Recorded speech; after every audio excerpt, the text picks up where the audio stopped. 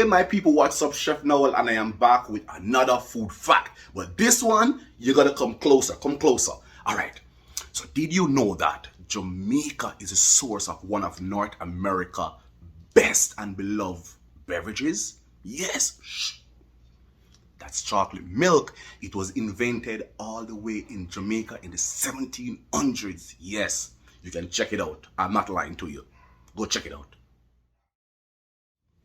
So remember to visit my website www.cuisinbynoel.com. You can also follow me on Facebook, Instagram, and Twitter at I am Chef Noel. You can also go to Amazon and order a copy of my book. It's called Cuisine by Noel. And if you're in Toronto, you can always visit my restaurant at 300 College Street and try some of the good Jamaican cuisine, fusion cuisine that is. So remember at I am Chef Noel, Instagram, Facebook, and Twitter. Until next time, see ya!